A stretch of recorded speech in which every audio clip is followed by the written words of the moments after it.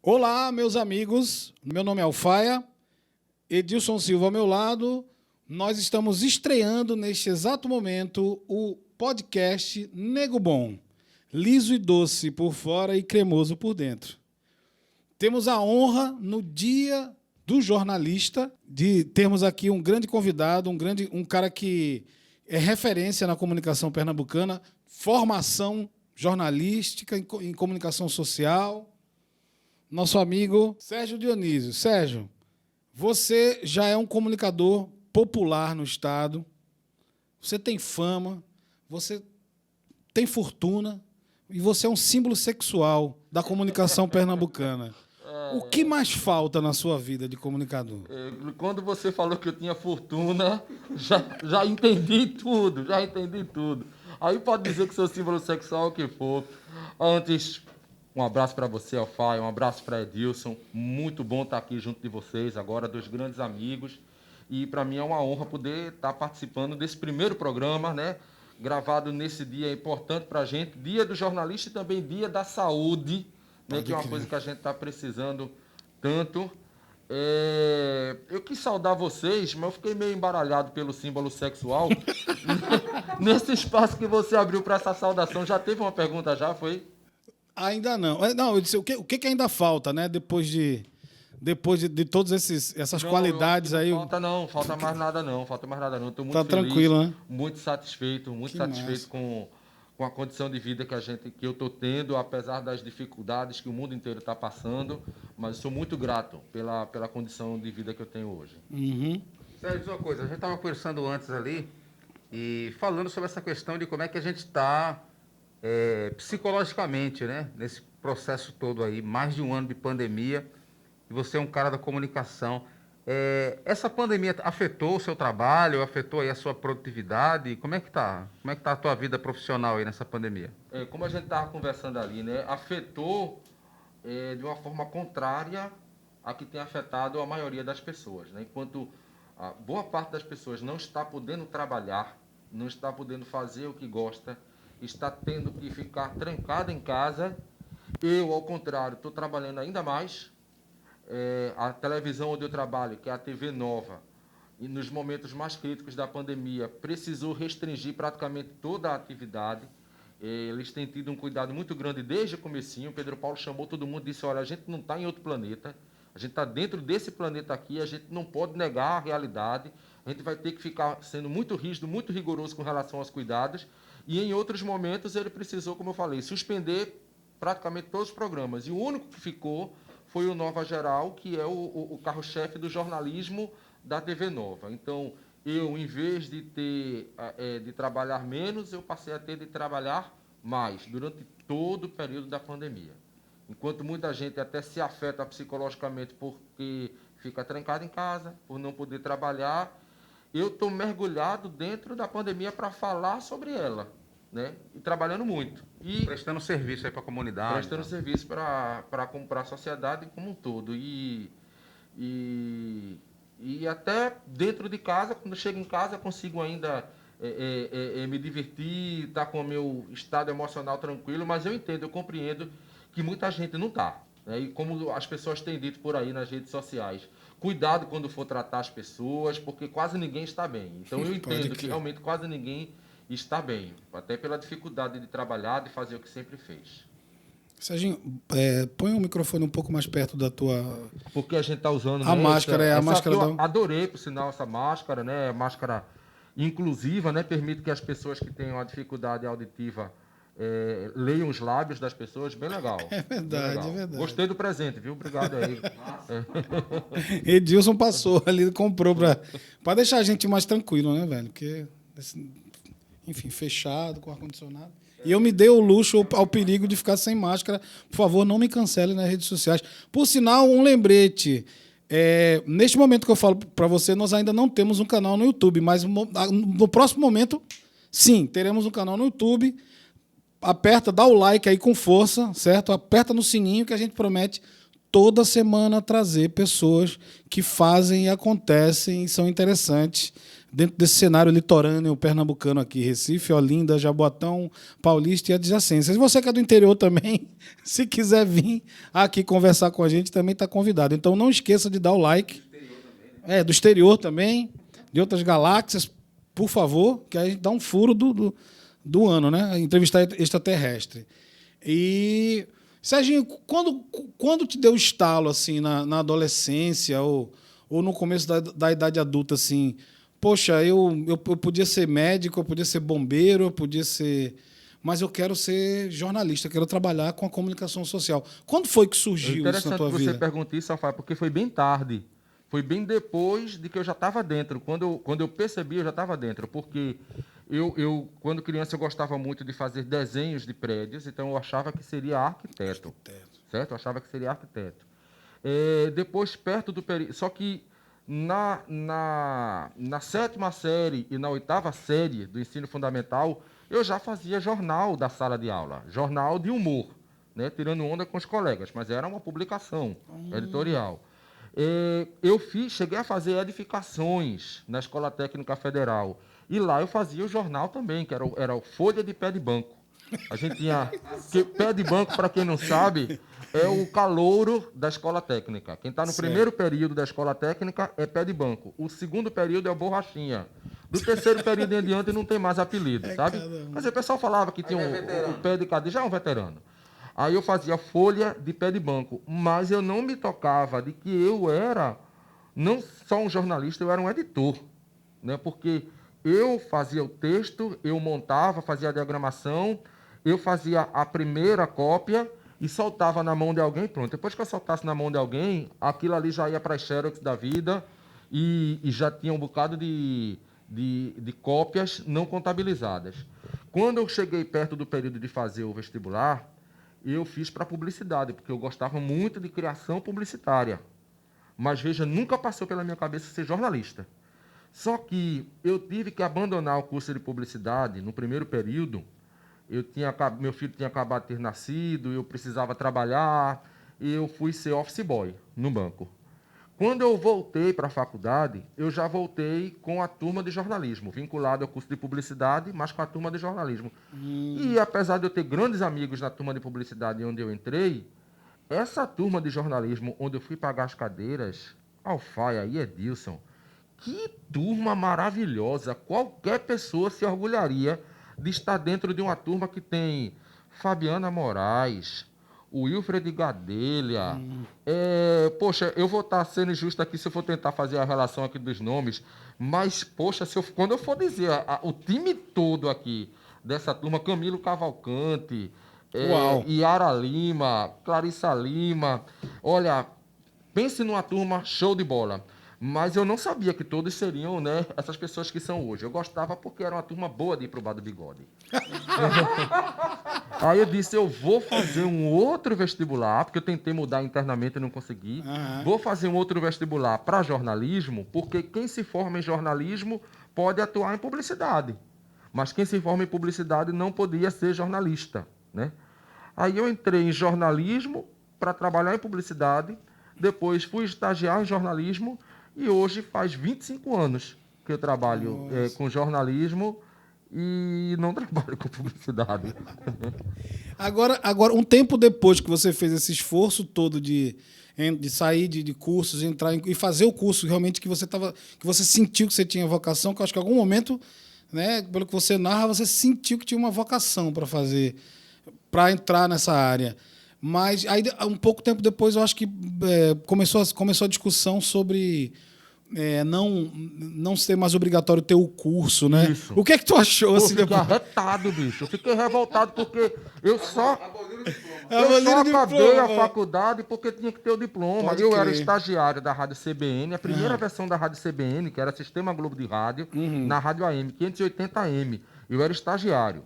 O diretor de lá era um doido que ele assinou a minha carteira sem eu ser formado. Inventou uma profissão que não existe, que é assistente de jornalismo. Certo. Eu fazia 2 horas extras, ele colocava 80% a mais e eu acabava ganhando 1,5 salário piso salarial. Eu ganhava mais do que o piso salarial de jornalista.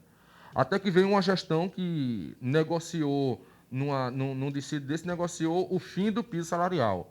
Eu fiquei com raiva do sindicato de jornalistas durante muito tempo, até o sindicato conseguir trazer de volta o piso. Ainda que seja um piso ruim, terrível, mas é um piso. Porque enquanto não tinha piso, o piso do jornalista era o salário mínimo. E tinha jornal em Pernambuco que pagava um salário mínimo, como salário base do jornalista. Então, hoje em dia, bem ou mal, né, faz umas 2 ou 3 gestões, voltou o piso salarial de jornalista.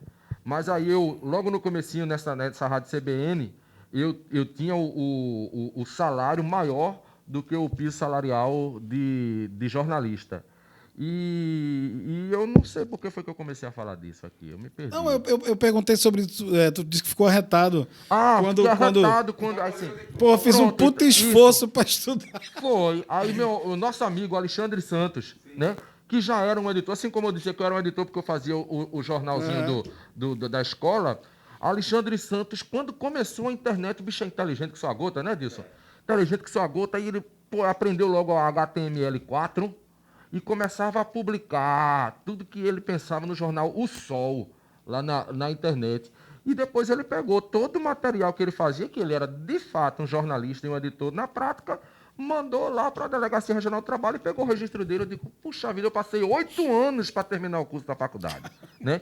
E um bocado de gente conseguiu assim rapidamente, mas olha, não foi ruim não, porque é um curso excelente. É um curso excelente. Eu vejo alguns colegas formados em outras faculdades, né? Não é querer puxar a sardinha para o meu lado, porque eu me formei na Universidade Federal, não. É verdade. Mas a grade curricular... A galera da Federal é dá muito... gente uma bagagem. Eu vejo sai muito textos bem preparada, assim. Porque dominam, de certa forma, está aí na prática. Eles dominam o mercado em Pernambuco, assim. A galera da Federal está sempre nos altos postos, enfim, com todo o merecimento. É o que eu observo, assim. A turma é muito boa. Eu não sei se hoje em dia o curso ainda é tão bom, mas era sensacional. Era sensacional. Mas, por exemplo, tem outro viés também. Eu me lembro que quando eu entrei na Católica para fazer o curso de jornalismo, Zé Teles, que já escrevia pra caramba, sabe? Já tinha uma verve, porque não é só escrever, ele escrevia e tinha um estilo. Zé Teles tem um estilo, tanto para escrever sobre música, que aquilo ali é uma enciclopédia, tipo assim, é uma... Entendeu? É uma biblioteca nacional da música do mundo, e principalmente brasileira, e ele tem um olhar muito específico dele, ele sabe traduzir bem, da forma que só ele... Para mim, ele é um dos melhores críticos musicais do país, se é que você pode usar esse jargão ainda, que quase não existe mais crítico, né? E ele também, ele era do Papa Figo, que era uma espécie de pasquim local. Eu me lembro que minha mãe comprou e me presenteou, já sabia que eu era fã do Zé Teles na época, aquela coluna dele, Toques, né? E tal... Jornal do Comércio. Jornal do Comércio. E tinha uma coluna também, que era uma coluna de humor. Eu não sei se era o Toques era música, eu não sei, tinha um nome de uma coluna lá, que ele tinha o tal do Flamígio, Sarará... Gente fina, mas não troco. É. Cara, eu era apaixonado. Mesmo, lembrasse agora um negócio legal, era muito boa aquela coluna de Zé Teles. Pois é. Dizia, meus 3 ou 4 leitores. Isso. Então, ele tinha uma verve já foda, e ele teve que, por conta da exigência do diploma, o Jornal do Comércio falou, velho, tu tem que fazer um curso. Então, um cara extremamente preparado para o jornalismo teve. Porque quando ele chegou, eu perguntei, o que você está fazendo aqui? Ele falou, eu tenho que terminar o curso, porque senão eu não sigo no Jornal do Comércio, porque estão exigindo diploma. Então, a vida é injusta, né? Tem um cara que estudou, passou 8 anos entre trampo, entre trabalho e curso, e, as duras penas se formou. E tem um cara que já nasceu pronto, como o Zé Teles, que eu acho que ele era bancário antes de ser jornalista, mas já sem diploma, ele já era um dos prêmios para mim ali, adolescente que lia o Jornal do Comércio quase todo dia, assim, era um dos caras que eu mais curtia como crítico musical e como até hoje, assim, depois de ler zilhões de revistas, até gringa, depois que eu comecei a aprender a ler um pouco inglês, e o cara continua com uma forma muito, muito sui generis de falar tanto sobre música quanto humor, né? Ele é um grande... Os textos dele, assim, é no nível do Milor, sabe? É no nível do Antônio Prata hoje. Enfim, o cara é muito bom. E, na minha opinião, ele não precisava de curso, né? E a gente tem articulistas e galera de coluna de opinião espalhado pelo Brasil inteiro que necessariamente não precisa ser. Agora, eu acho que técnica de reportagem é uma coisa muito mais difícil de você ter do nada. Concorda comigo, assim? De fato, existe a pessoa que tem o dom, né? Pessoas que sabiam escrever antes mesmo que existissem faculdades de jornalismo, né? É verdade. Mas existe muita coisa que você aprende, vai aprender mesmo na faculdade. E assim, o tempo todo eu estou pensando nisso. Muitas vezes eu sou muito chato com colegas, com estagiários. Eu não gosto de ensinar. Eu gosto de aprender. Eu não gosto de dar presente. Eu gosto de ganhar presente. Eu não gosto de ensinar. Eu gosto de aprender, certo? Muitas vezes eu tenho que me controlar para gente. Vocês me chamaram para vir para cá, para conversar. Eu tenho que me controlar para eu não ficar entrevistando vocês aqui, sabe? Porque eu vou querer aproveitar a presença de vocês para eu tomar conhecimento de vocês, sabe? Mas, assim, aí eu vejo alguns estagiários e eu fico dizendo, puxa vida, se eles tivessem tido a oportunidade de ter os professores que eu tive, ou os professores que a gente sabe que tem na Unicap, né? Que tem um curso de jornalismo, inclusive, mais tradicional do que o da Federal. Eles poderiam escrever melhor, né? Infelizmente, né? Tem gente que nasce sabendo, que nasce com dom, e tem gente que tem que aprender. E tu assim, tu já passou várias empresas de comunicação, assim. Eu vi um vídeo um tempo desse atrás, porque sempre os teus programas sempre tu esteve envolvido com programas, vamos dizer assim, de cunho mais popular, e dentro desses programas tem sempre uma sacaneada da equipe com o apresentador, né?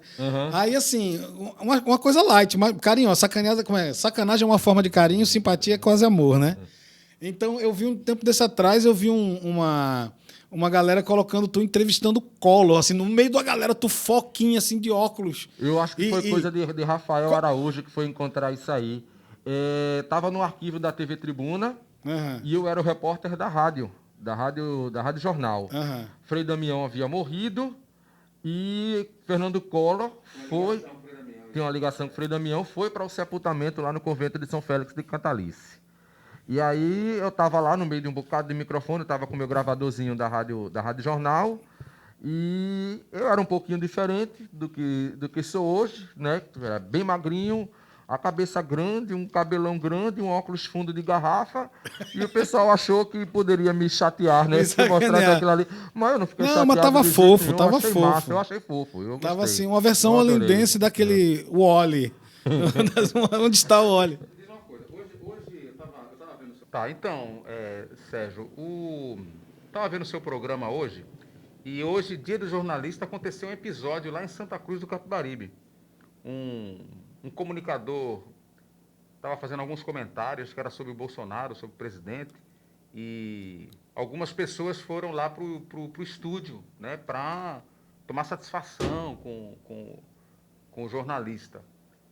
E você é um cara que se posiciona, né? Eu vejo que você é um sujeito politizado, que não se limita a apenas dar informação. Você analisa, você comenta, você critica. E a gente está vivendo um período aí de polarização, né? De muito enfrentamento e tal. Como é que você está vendo isso, né? Você tem sido hostilizado? Você tem sofrido com essa polarização enquanto jornalista que se posiciona, que é um comunicador de massas aqui no Estado? Como é que você está vendo essa situação aí? Como é que você está se sentindo e passando por isso? Em primeiro lugar, eu fico muito feliz de poder expressar minha opinião e fico muito feliz de também ser respeitado por poder expressar essa opinião, inclusive por pessoas que pensam exatamente o contrário de mim. Muita gente pensa exatamente o contrário do que eu penso e assiste o programa que eu faço. E ouve o comentário que eu faço, muitas vezes batendo na posição daquela pessoa que está me assistindo. E a pessoa deixa para lá. E há muitos anos é assim. Eu falei agora que tenho 25 anos de jornalismo, mas apresentando programas como âncora já são 15 anos. Agora, normalmente eram programas mais voltados para o povão, que o conteúdo editorial era, na maioria das vezes, reportagens policiais, mas, inclusive, dentro das reportagens policiais ou de cidades, há espaço para você expressar a sua opinião, que pode ter um fundo político naquela opinião. Normalmente tem, né?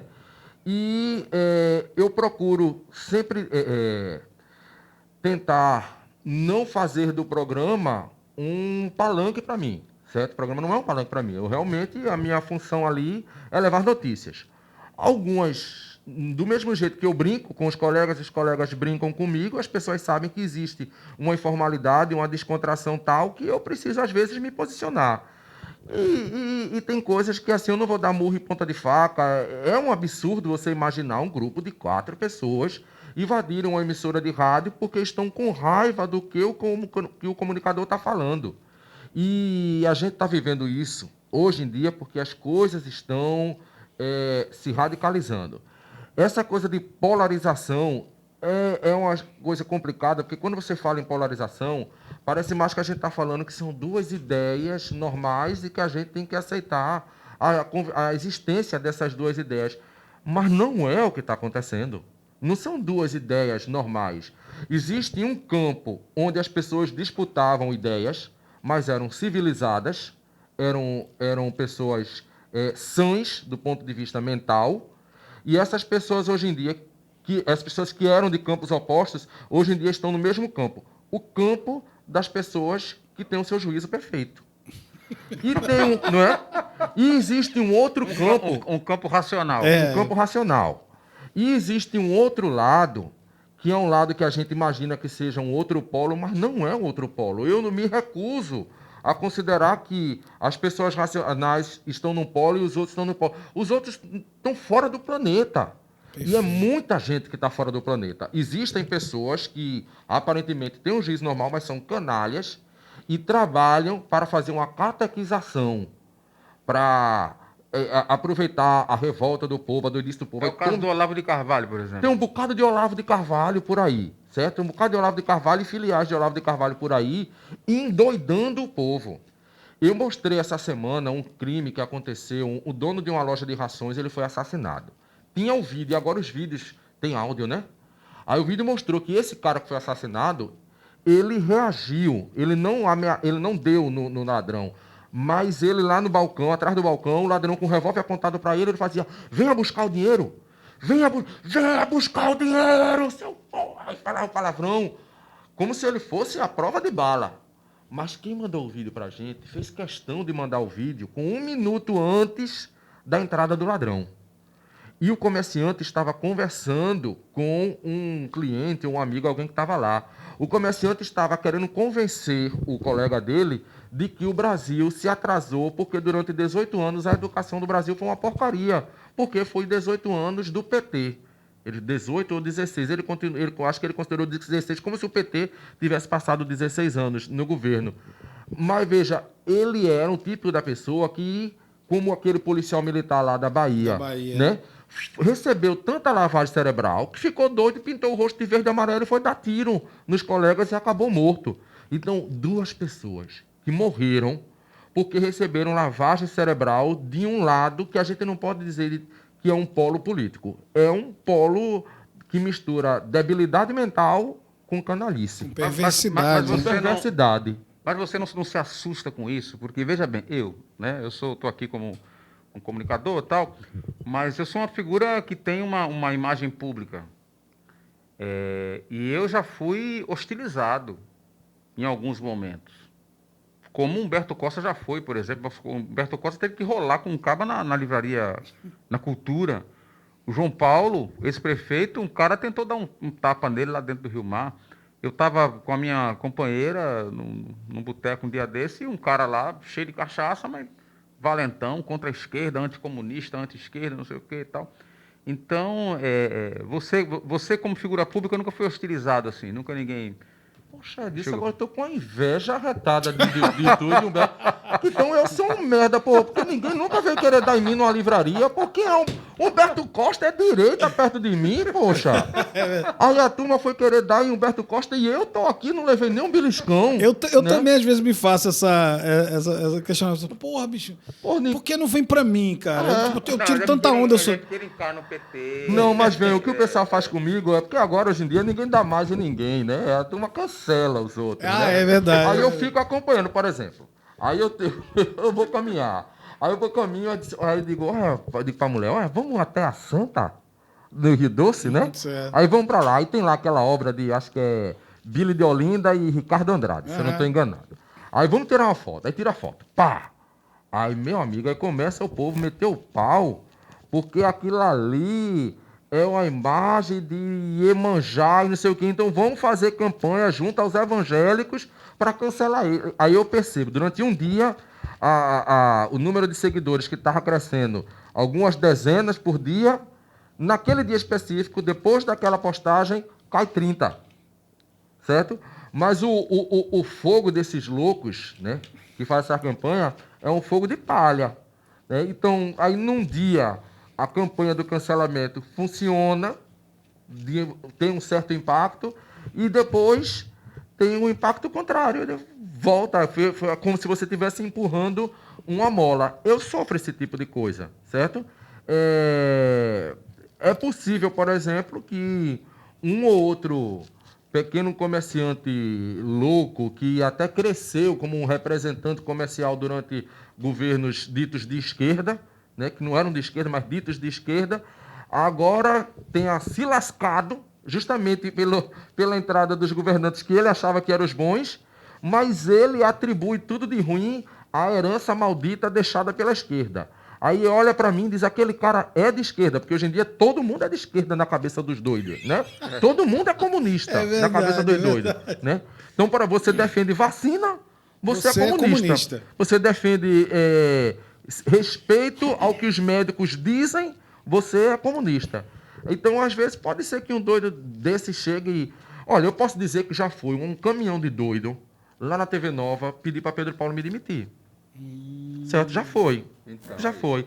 Mas, me perdoe o uso da expressão chula, quem tem medo de cagar não come. Né? Já passou. Se fosse para eu não ter coragem de assumir a posição, eu tenho posição. Né? Tem gente que não expressa a posição porque não tem posição. Tudo bem, mas eu tenho posição. Agora, se for para eu abrir mão da minha posição para defender uma outra posição que eu não tenho, na expectativa de crescer, e tem alguns espaços que são dados a comunicadores fascistas, obrigado, eu não quero. Não quero, eu sei pintar faixa, eu sei fazer um bocado. Durante muito tempo eu sustentei meu filho novinho pintando faixa, eu construí uma garagem em casa, botei uma sinuca alocada e vendia cerveja que eu botava na geladeira de casa, e eu estava lá com meu filho, minha mulher trabalhando no ONG, e eu com meu pirra no braço, quando ele estava quase dormindo, chegava a pessoa e fazia, ficha! Aí eu, aí dava a ficha, atendia a cerveja. Então, se as portas do mundo inteiro se fecharem para mim como uma retaliação pelo fato de eu ter uma posição e eu ter coragem de defendê-la, não vai fazer falta nenhuma. Pegue, quem quiser, que pegue um espaço meu e dê para algum fascista que queira babar ovo de alguém. Eu vou pintar faixa e minha letra é bonita. Perfeito. A propósito disso, tu surgiu assim para, vamos dizer, tu ficou muito popular, famoso, a partir de programas ditos policiais, né? Com J. Ferreira. Mesmo quando a pauta, quando o editorial era todo policial, praticamente todo, que eu falo assim, né? O peso mesmo e tal, eu sempre notei em ti assim, uma coisa, uma preocupação em passar algum compromisso social. Sabe com quem eu aprendi isso? Com quem? Gino César. Com Gino César, porque assim, você ficou conhecido que a televisão que massifica, né? Dizem que o jornal credibiliza, o rádio populariza e a TV massifica. Então, repete aí. O jornal dá credibilidade. Até porque pinta no papel, né? Tá lá, o documento. Tá escrito. O rádio populariza. E populariza mesmo. Inclusive, músicas tem que estar no rádio, tem que ser divulgada no rádio. E a TV massifica. Isso era também, essas três máximas aí são também de antes da internet, né? Mas, assim, de fato, eu fiquei mais conhecido, obviamente, como repórter de J. Ferreira. Ó, o filho de J. Ferreira, o pessoal dizia. Né? Mas só que isso que você percebeu no jeito de fazer o jornalismo policial, eu me inspirei em Gino César, na rádio. Porque Gino César, ele sempre teve uma preocupação humanista no jornalismo policial dele. As notícias de Gino César pareciam um formulário. Começava com o nome da pessoa, a idade, a profissão, o endereço, e só depois ele ia dizer o que aconteceu com aquela pessoa. Enquanto que no jornalismo convencional, que muitos até achavam ser melhores do que Gino César, as pessoas são hierarquizadas de acordo com o nível financeiro, social. Então, eu estava na rua fazendo uma matéria, aí ligava os amigos do jornal impresso, eu dizia, ei, Serginho, tem alguma coisa aí? Eu digo, mas só morte, é? Só morte não quero não. Eu digo, olha, tem um triplo. Triplo? Olha, já melhorou. Mas é um triplo onde? É um triplo onde? Eu dizia, um triplo em Piedade. O triplo em Piedade? Olha, mas Piedade onde? Eu digo, aqui é em Jardim Piedade. Ah, então não vou não, porque é triplo, mas 3 pobres. Agora, se eu dissesse assim, olha, foi um jornalista, um psicanalista, um dentista, terminou com ista, normalmente a gente terminou com eiro, com exceção de banqueiro, né? Terminou com eiro, com um pedreiro, um jornaleiro, Maconheiro. né? Um maconheiro. Aí deixa morrer, mas deixa com um morrer. jornalista, um psicanalista. Então, com o Gino César não tinha isso. Inclusive, os colegas às vezes se arretavam com o Gino César, porque ele botava empresário assassinado em tal lugar. Então, comerciante assassinado. Turma, aí interessa a gente. Esperava acabar o Bandeira 2 e ele ligava para Gino. Gino, e esse comerciante? Ele era dono de quê? Ele tinha um fiteiro em tal lugar, ele tinha uma barra. Poxa, Gino, assim, é comerciante, não é comerciante, não? É um empresário, empreendedor, né? Mas eu acho até que ele fazia isso de pegadinha com aquele povo que, assim, só dava valor a quem tinha. Entendi. E eu não gostava disso. Então, todo ladrão eu tratava de senhor, né? O senhor, não sei o quê. Por que tu chama de senhor, Sérgio? Você é um bandido, safado. Eu digo, sim, quando tu vai entrevistar um engravatado ladrão, tu chama de... né? Vossa Excelência, na Eu verdade. trabalhei num lugar que o executivo, o herdeiro da empresa, um grande conglomerado, já tinha sido preso por formação de cartel, né? Mas quando ele saía na coluna social, ninguém dizia o ex-presidiário fulano de tal, né? Que o camarada tem nome e 2 sobrenomes.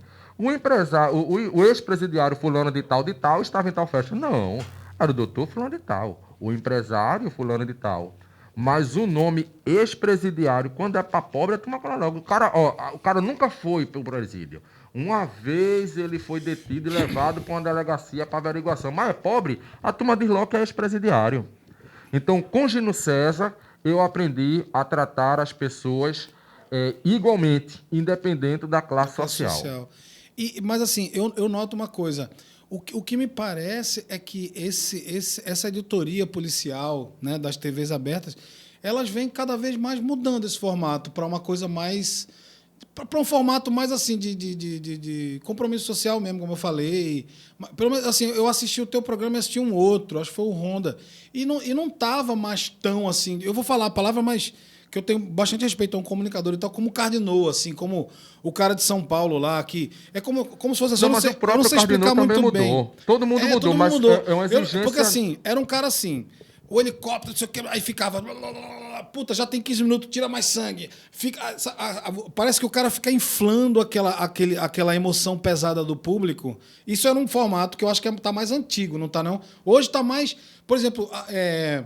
Eu vejo a editoria de quem veio do policial assim, mais tranquilo. Tá mais cidades. Tá mais cidades, exatamente. Tá mais assim, cidades. são problemas de bairro, é o buraco, é a empresa que não pagou os funcionários. E até, por exemplo, eu não sei se foi hoje ou foi ontem, eu assisti no teu programa, aí tu tava dando uma matéria sobre um incêndio em Vitória de Santo Antão, e depois desse incêndio tu chegou e falou assim, pô, galera, mas tem que tomar cuidado com essas substâncias aqui, tá lá dentro de casa, porque tá todo mundo preocupado com isso, né? E fazer com que o programa preste um serviço à sociedade, e, inclusive com muitas matérias de comunidade ou de cidades, como a gente chama, muita prestação de serviço também, misturado com algumas notícias policiais também. No nosso caso lá, é mais radical ainda. Porque nesse mesmo programa que teve o incêndio e que teve a dica sobre qual a substância usada para apagar determinado tipo de incêndio, rapaz, a gente falou sobre afrocentricidade. Eu vi. Né? A gente falou sobre 2 cursos novos da UFPE em Fernando de Noronha. A gente falou sobre... Isso é um programa de ontem, não estou nem falando de hoje, só um programa só. Como as mulheres têm se afastado dos exames de mamografia por medo da pandemia. Então, eu posso falar que Um outro motivo para me deixar satisfeito é a mudança editorial do programa que eu apresento. Perfeito. Porque muita gente me identificava como a pauta policial. Isso. E você que me conhece, é disso que me conhece, sabe que eu nunca fui apaixonado pelo assunto policial, né? Inclusive, eu não converso sobre polícia em canto nenhum. Eu dava notícia de polícia porque foi um espaço que foi dado para mim, é um assunto de interesse da população e achavam que eu fazia aquilo de uma forma satisfatória. Mas o meu interesse é em outras pautas. Não que eu não ache a pauta policial importante, eu acho a pauta policial importantíssima. Eu acho que todo assassinato deveria ter espaço em todo telejornal convencional. É um absurdo como se mata a gente aqui, e isso acabou fazendo com que a gente banalize os homicídios, né? A quantidade de mortes que tem aqui em Pernambuco durante uma semana é maior do que a que tem na Alemanha ou na Espanha no ano inteiro. Então, para eles, se acontecer uma morte, vai ser um acontecimento em qualquer telejornal. Para a gente, uma morte só é notícia se for morte de rico. Morte de rico, exatamente. For morte de rico. Mas você saiu dessa seara porque você quis ou foi uma questão de direção? A TV Nova é uma TV educativa. Eu saí da TV Tribuna. TV Tribuna numa crise. A TV Nova é uma TV educativa. A TV Nova é uma TV educativa. Então, eu comecei fazendo reportagem policial na TV Jornal, fui ser repórter policial na TV Tribuna.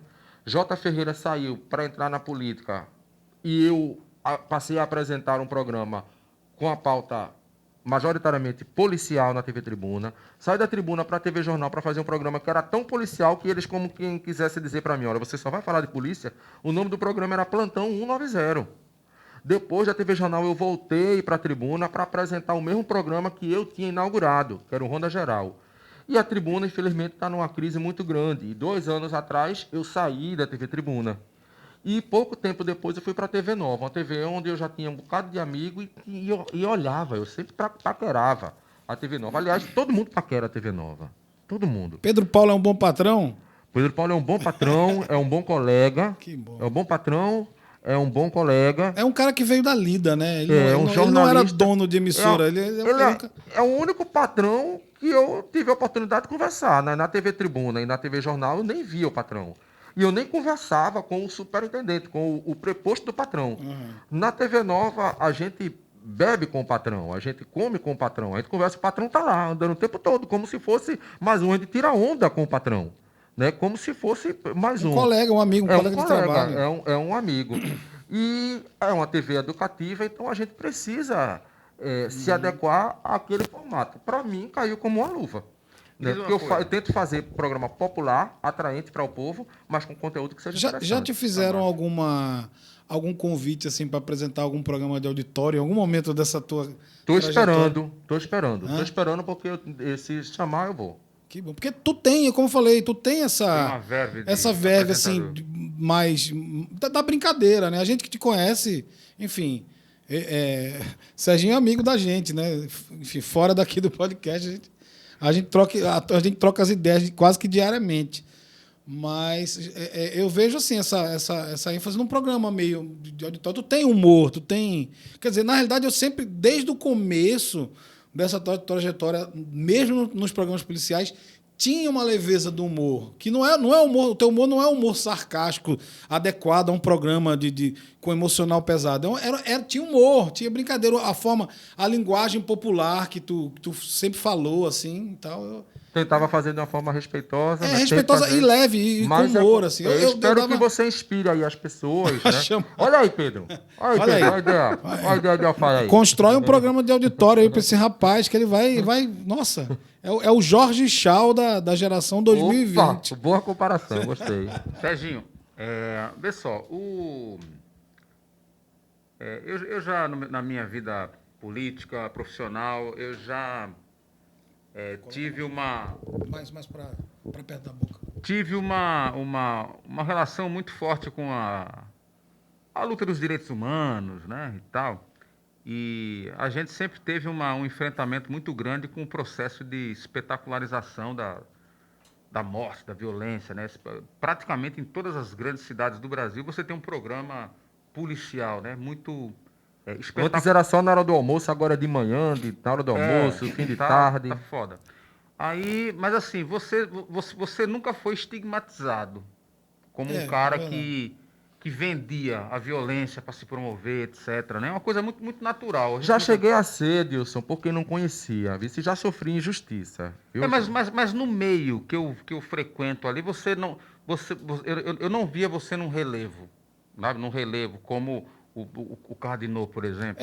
Quando você Como fala em programa outros, policial entendeu? pernambucano, o Cardinô, talvez se ele fizesse um programa de formato diferente, enfim, Ele já faz, viu? ele já faz, O né? programa que ele faz atualmente já é bem diferente. Ele também tem uma bagagem, um conhecimento. Simplesmente ele tinha um espaço onde ele transitava bem. E acrescenta-se a isso o fato de que politicamente também ele tem uma outra linha, mais próximo à linha que permitia a espetacularização, entendeu? Então, não vou aqui por conta da ausência, não vou dizer que ele é um defensor dos direitos humanos, tá entendendo? E dentro do jornalismo policial, praticamente, não é majoritário, é praticamente todo mundo defende a pena de morte, redução da maioridade penal, o punitivismo de uma forma Bandido geral. bom, bandido Bandido morto. bom é bandido morto, isso arranca aplauso fácil. Como não estou em busca de aplauso fácil, eu me permito manter o meu pensamento. Eu não acho que pena de morte resolve, eu não acho que redução de maioridade resolve, e nem acho que direitos humanos é coisa de quem defende bandido. Eu acho que tudo isso é tese de quem tem outros interesses e empurra isso para o pobre acreditar. Para a gente aproveitar aí a sua expertise no meio, a impressão que eu tenho, né, eu não estou estudando isso, não estou observando isso, mas aproveitar a sua presença aqui para a gente explorar um pouco. Você acha que a chegada do governo Bolsonaro, que é um governo que tem esse pensamento com tudo isso que você falou, defende diminuição da maioridade penal, defende, né, tortura, enfim, eu percebo que na sociedade tem um grande setor da sociedade que acolhe esse pensamento, né? Mas do ponto de vista da comunicação, a impressão que eu tenho, aí não é nada estatístico, não, a impressão que eu tenho de onde eu vejo, tal, não sei se é por conta da questão da pandemia, mas me parece que diminuiu um pouco a espetacularização da violência, desses programas. Você tem essa impressão também? Você está dizendo que depois de Bolsonaro houve uma redução da espetacularização da violência? A impressão que eu tenho é que isso está acontecendo. Ou talvez a forma correta de expressar seja, a chegada do governo Bolsonaro não impulsionou esse tipo de programa, pelo menos. Tu tem essa Se impressão? não impulsionou esse tipo de programa, foi contra a vontade dele. Eu acho que ele gostaria de que isso fosse impulsionado, né? E o governo Bolsonaro, ele parece se esforçar em usar o seu poder para direcionar, inclusive, isso. Não, a gente não pode esquecer que um jornalista na região norte foi demitido porque fez uma pergunta ao presidente que qualquer jornalista deveria ter feito, né? Mais uma vez, eu vou pedir perdão da ausência, eu vou ser chamado de antiético por estar falando de colegas aqui, certo? Mas Siqueira, por exemplo, Sim. é um fascista com microfone. Siqueira né? é o maior alma cebosa da televisão brasileira.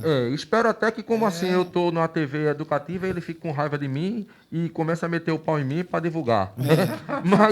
Mas veja, eu não estou dizendo, não estou descobrindo o Brasil por eu dizer que Siqueira é um fascista com o microfone, Ele é um né? fascista. E é triste porque Ele é um muita mau gente... caráter, cara. Tipo, ele saiu daqui de Barreiros, Palmares, né? de Palmares, foi lá para minha terra, Manaus, e assim, eu acredito a ele. Eu perdi familiares, como a gente estava comentando antes aqui. E eu acredito a ele o fato de que Manaus simplesmente negou a pandemia e saiu para trabalhar, e saiu para se divertir, e foi dar um rolê na praia, e aconteceu uma catástrofe que assim, criou uma nova cepa de vírus, né? Enfim, quase incontrolável, sabe? Famílias se dilaceraram, sabe? Como uma parte da minha que está lá também sofrendo nesse momento. E o cara dizia o tempo todo, que isso não existe, isso é uma gripe comunista, isso é uma gripezinha, Ele teve a Covid. isso é a vacina, isso é vacina, isso tudo é mentira, vão para a rua porque a economia não pode parar. Todo aquele coquetel de perversidade que é o ideário bolsonarista em relação à pandemia. E ele teve a Covid. Quando ele teve a Covid, ele do hospital, ele não conseguia falar e tal. Eu disse, porra, eu não quero que esse cara morra, mas foi bom ele ter tido isso aí, Tomara que ter ele passado aprenda, muito né? mal, porque ele vai mudar. Como ele é um cara Mas ele muito não aprendeu. Como ele é um cara muito importante na cidade, ele vai mudar de opinião, e é bom, porque as pessoas veem, pô, tá vendo, ele estava defendendo, teve a doença e agora mudou de opinião, porque ele soube como é sério. E quase que ele morre. Cara, o cara voltou com o mau caratismo, com a perversidade redobrada e acabou com a cidade. Ele acabou com a cidade. Eu não tenho- só ele, eu não tenho raiva dele, não. Eu não tenho vou dizer raiva- que foi só ele, não. Assim, é toda uma conjuntura ali.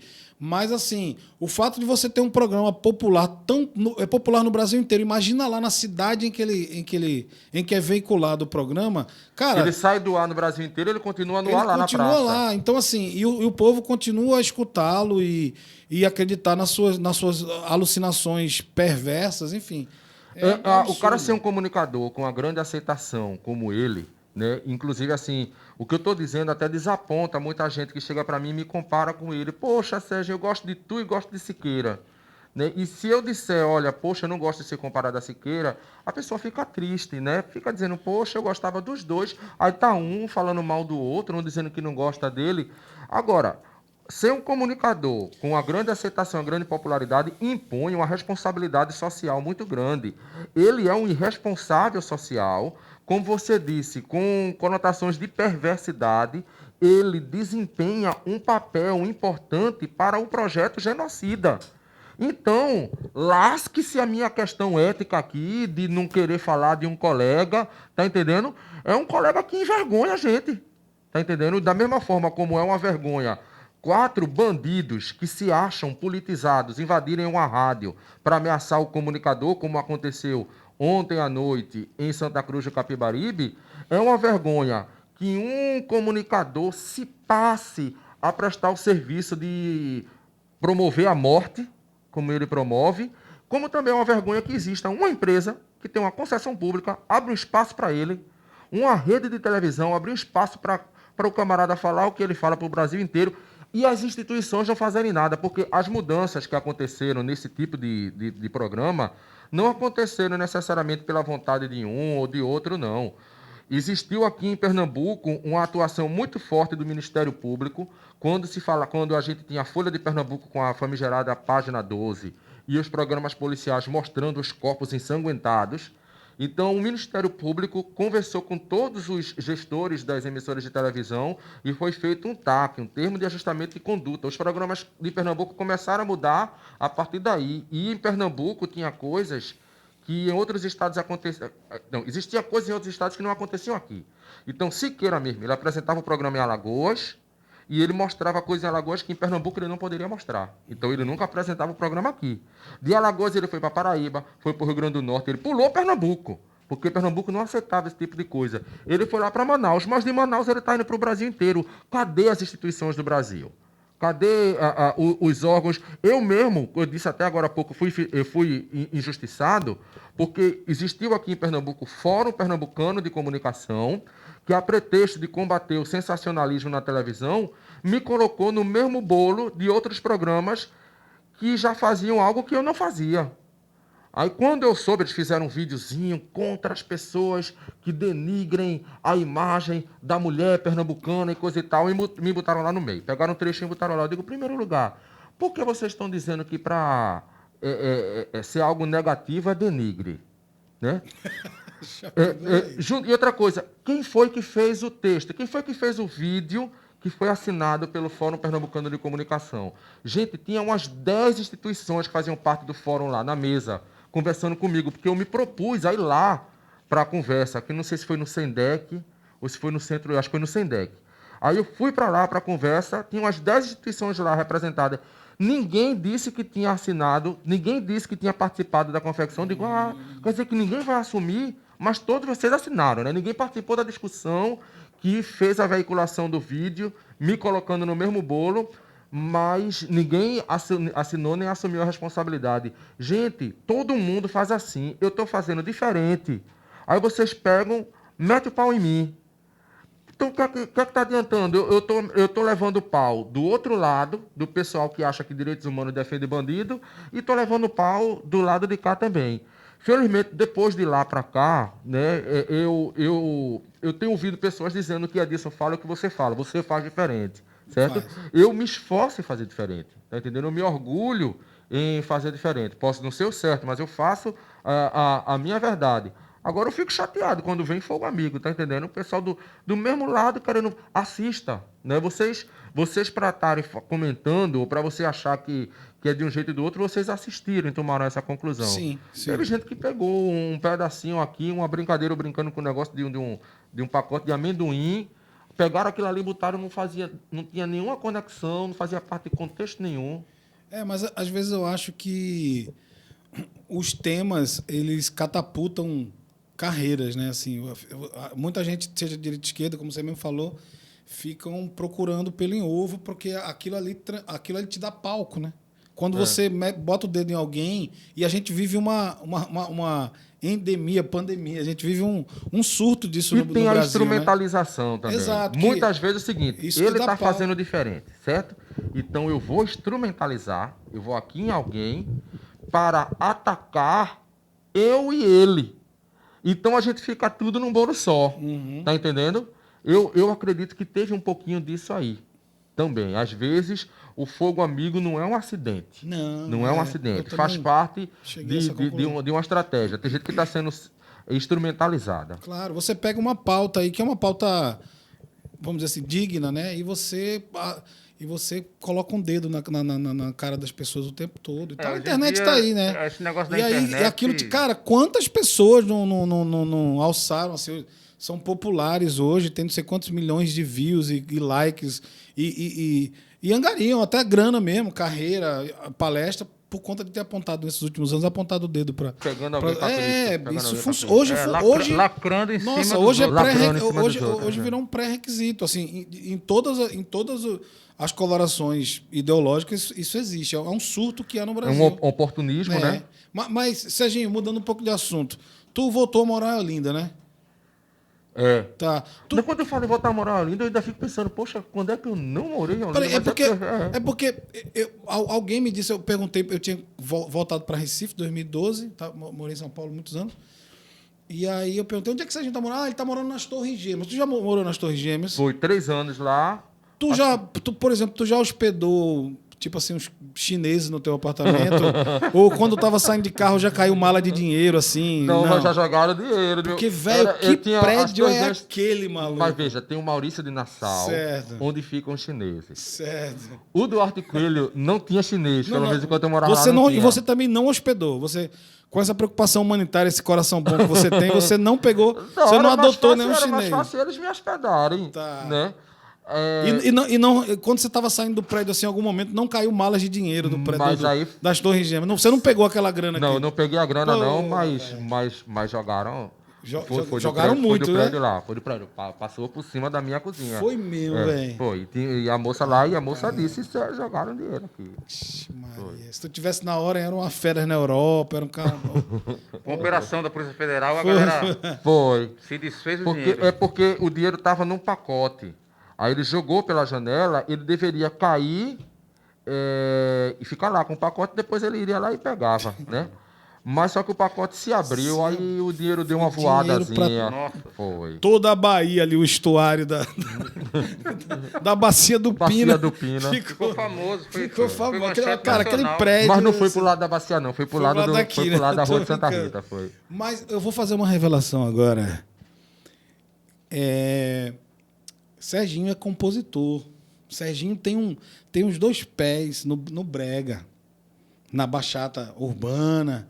Ele é compositor de brega. Ele também faz versões, né? Tem umas bachatas aí gringas aí do Caribe, que ele também faz versões em português.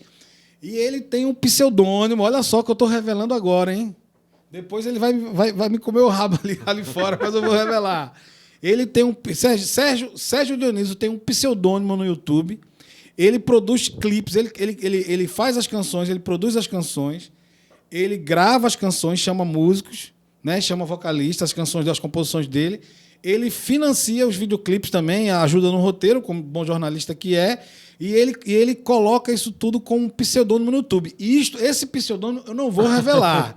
Vai ficar para investigação, se vocês quiserem saber a veia musical. Mas tem rock também, tem samba rock também. também, Tem rock e tem samba. E aí, cara, como é isso? Como surgiu esse negócio? Desde pirraia eu gosto. Eu gosto de compor assim.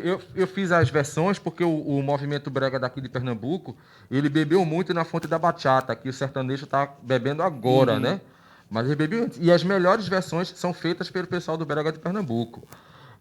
Algumas versões aqui ficam melhores que a original, né? Aquela da banda A Favorita, a Rafinha, a Rafaela, Só da Tu, né? Só da Tu ficou melhor do que a original, né? Ou aquela outra que Fábio Assunção cantou também, que é Shadow, como é? É uma que o Priscila Senna cantou aqui e a turma tentou, e a Paula Fernandes cantou lá. A de Priscila Senna ficou muito melhor do que a de Paula Fernandes, né? Massa. Mas eu gosto também de compor mesmo, né? Que não foi uma versão. Sim, você me mostrou uma vez uma música tua mesmo, que não era versão. Eu achei, pô. Tem uma que eu chamei um amigo super ok. para botar a voz, ele foi lá e botou a voz. Aí não ficou tão legal. Ficou legal. Se você apertar, eu solto até no ar com meu pseudônimo. Não faz isso não, eu não vou falar mais nada. E também faço rock também, sempre escrevi rock, escrevi samba também. Rapaz, tem um sambinha aí que se a turma mesmo, gravar, cara? vai ficar legal. Vai ficar legal mesmo. Mas tu é o self-made man, né? Tu, quando sobe uma grana, tu faz um clipe, chama uma galera e faz um roteiro. Eu gosto de estudar isso aí, de aprender, de fazer. Eu já Fazer morei pra em aprender, Ouro pra Preto, brincar. eu acho que você me falou uma vez que você fazia uma atividade lá do Raul Seixas e tal. A festa de Raul A Seixas? festa de Raul. Você não foi ainda não, foi, Edson? Eu não me lembro se eu fui, porque eu morei ali em Ouro Preto um tempo, sabe? A primeira edição da festa em tributo a Raul Seixas aconteceu no dia da morte de Raul Seixas. Eu estudava no Áureo de Moura, ali na PE 15. Sim, Meu lá. professor de física, o professor João, chegou muito triste e disse: gente, hoje não vai ter aula, eu não tenho condição de dar aula, que Raul Seixas morreu. Vocês me perdoem, eu vim só aqui dar uma satisfação a vocês e eu vou embora. E ele foi embora. Nesse mesmo tempo, eu era novinho, né? Tinha acho que 13 anos, 13, 14 anos, e o pessoal de Jatobá, que é o bairro vizinho a Ouro Preto, já estava atrás da igreja, bebendo vinho, com uma panelada e um som, tocando só música de Raul Seixas. Foi a primeira edição da festa. Com o tempo, a festa foi crescendo. Eu me integrei à equipe que produz. Até hoje faço parte da comissão organizadora da festa. E a festa é grandiosa, tem um palco com pelo menos 3 ou 4 atrações que fazem só executam músicas de Raul. Desde que ele morreu, todo ano tem. Desde que ele morreu, todo ano tem. Só não teve ano passado por conta da pandemia. Poxa. E a banda Tributos, por exemplo, ela se formou para se apresentar na festa de Raul, tocando Raul Seixas. Depois disso, a banda continuou e hoje em dia existe essa banda Tributos, que faz tributo a Cássia Eller, Renato Russo, Cazuza, Tim Maia, cantores que já morreram. Faz grande sucesso, a banda Tributos surgiu lá. E é uma festa realmente muito legal. Esse ano, se Deus quiser, apareçam, se tiver, apareçam, vocês vão gostar. Qual é o mês? É sempre no sábado seguinte à data da morte de Raul. Ele morreu no dia 21 de agosto. Então, se o dia 21 de agosto for uma sexta, a festa é no dia 22. Ou seja, Sérgio Dionísio é produtor de um festival tão longevo quanto o Festival do Inverno de Garanhuns. Eu acho que é o maior e mais antigo, mais tradicional e mais grandioso evento em homenagem a Raul Seixas que existe no Brasil. Caramba. Eu não conheço porque são 2.000, 3.000 pessoas todo ano. Qual é o lugar que tem necessariamente todo ano uma festa em homenagem a Raul Seixas na data da morte dele? Eu acho que juntando o tempo, a quantidade de pessoas e todo o histórico, acho que é o único, né? Eu acho que é o único. Existem outros eventos também, inclusive aqui. Mas que não tem essas características, né? Mas não tem a longevidade, a quantidade de pessoas, a regularidade. Inclusive, as pessoas às vezes se confundiam, porque como teve no dia da morte, então a festa de 1 ano da morte de Raul foi a segunda festa, certo? Então, quando chegou, por exemplo, em 2019, foram 30 anos da morte de Raul, mas foi a 31ª festa. Ano passado seria a 32ª festa, apesar de porque teve serem uma 31 festa anos, no ato da morte, teve né? uma festa no zero. No Teve uma zero. festa no zero. Aí, o ano passado não teve, então a gente vai estar regularizando isso agora. Então, esse ano, caso haja a festa, vai ser, de fato, a 31ª festa, ou a 32ª, né? Vai ser a 32ª festa de Raul, depois de 32 anos da morte de Raul. Vai sincronizar. Vai tempo de sincronizar morte e a festa, o tá tempo ligado? de morte com a edição da festa. Massa. Pô, que massa, velho. Tu é todo organizado, né? Tem 10 mil coisas. Tem um pseudônimo, Raul Seixas, e, enfim. Eclético, né? Eclético Compositor, demais, jornalista, apresentador, muito dinâmico. A gente escolheu bem trazer ele aqui. produtor de festival. Tá, rapaz, aí tá. É E- um bom e segu- partido. Segundo é um o Alfaia, quando ele foi a gente foi brifar aqui, não, ele também é sex symbol, e tá certo. o símbolo sexual da comunicação pernambucana. Para homem tudo é mais fácil, né? Tem mulher que gosta de homem feio, né? Olha, já foram símbolos sexuais aqui no Brasil. José Maia, Olha aí. Paulo Gorgulho. Tudo cabra que convenhamos. Há 2 cabras feios, né?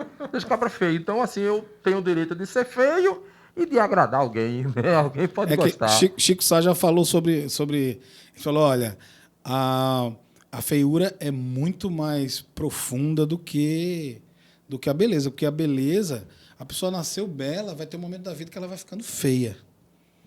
Mas quem nasce feio vai passar a vida feio e morrer feio. Ou seja, Não, eu não. Eu não. A feiura, ela é eterna, ela é mais poderosa que a beleza. Ela Eu é... cheguei na casa de um amigo aqui em Ouro Preto, aí tava um outro amigo lá e chegou, olhou pra mim e falou: pô, Serginho, tu era feio, cara. Tu era feio, mas tu tá um velho bonito, cara. Tu tá um velho bonito. Então, pô, já vai lá. Eu era feio e fiquei bonito, né? Eu acho que vai ver o seguinte, ele pegou o relativo, né? Relativamente falando, vai ver que eu era tão mais feio do que eu sou, que perto da minha feiura eu esteja bonito hoje em dia, né? Vamos olhar assim. É o gato grisalho, gato grisalho. Os charmes do cabelo branco. Minha filha disse, poxa, minha filha chegou pra mim e falou, eu vi, a primeira vez que ela tinha visto, tem alguns anos, eu tinha visto a barba branca assim, embranquecida assim, poxa, mas a vida é muito injusta com as mulheres, porque até isso, fica todo mundo elogiando o homem quando fica grisalho, diz que tá bonito, né? A gente, o povo fica dizendo que fica feio. Mas não é, já tem Diz uma... é relaxada. Diz que é relaxada, negligente, displicente, né? Mas Que a se bem mulher que, não pintar agora, o se bem que cabelo. agora já tem uma tendência, assim, eu vejo no Instagram uma tendência assim, colocam mulheres muito bonitas, assim, com o cabelo totalmente grisalho, assim, né? E agora já tem uma tendência. Minha mãe mesmo agora já grisalhou, porque é uma tendência, né? E eu tô achando muito... Mas a premissa dela foi muito verdadeira. A vida realmente é muito injusta com a mulher, principalmente na questão de padrão de beleza. A barriga no homem é perfeitamente aceitável, mas verdade. 10% de uma barriga de um homem numa mulher está sendo criticada, né? É verdade. A gente vai para um casamento. A gente vai no guarda-roupa, pega o mesmo paletó, vestiu, acabou, você está pronto. A mulher ela vai precisar gastar 2.000, 3.000 conto, porque vai ser 500 conto para o cabelo, 1.000 conto para o aluguel do vestido, e mais não sei o quê, e a maquiagem, coisa e tal. E isso é imposto, né? É imposto. verdade, E se a mulher não tiver apreço por isso, ela é criticada como sendo uma aberração. É, desleixada. Desleixada, relaxada. Relaxada, É uma exigência muito grande. É o machismo, né? O patriarcado, né? Que funciona, né? Essa exatamente. questão estética. O homem tem muita licença poética para ser feio, né? A mulher não tem. Por aí. É verdade. Exatamente é isso. verdade. Gente, eu soube agora, nosso diretor técnico, Guilherme Botta, o italiano que é o marido da Titiolina. Ele avisou que não estava gravando nada até Não, agora. não.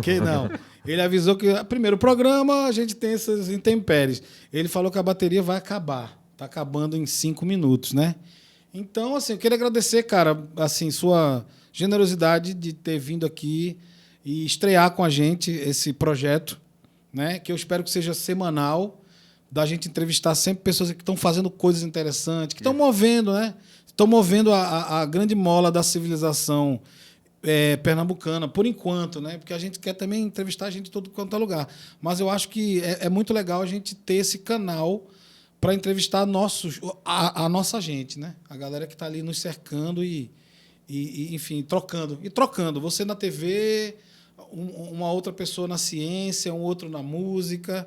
e a gente mostrar um pouco para a galera aí da internet esse viés, né?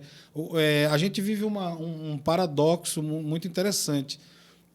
A pandemia fez com que as pessoas ficassem mais em casa, né? Por conta do medo de infecção, e acompanhasse mais os podcasts, né? Então a gente ouve, ao mesmo tempo que a gente vive uma fase muito complicada, né? Emocionalmente, de saúde, etc.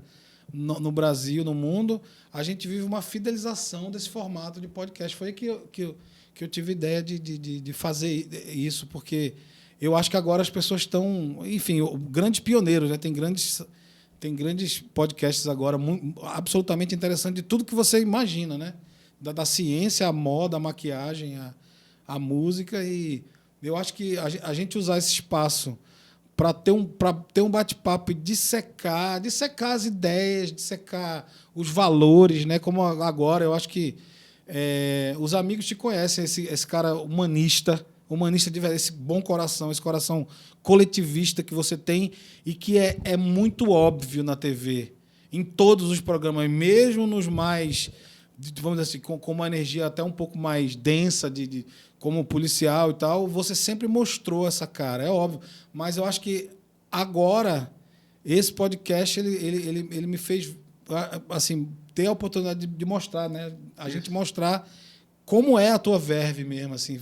Muito obrigado pela generosidade, pelo papo e, enfim, pelos valores, por essa alma aí, gentil, legal. É isso Eu aí. que agradeço, eu que agradeço. Serginho, valeu pela presença.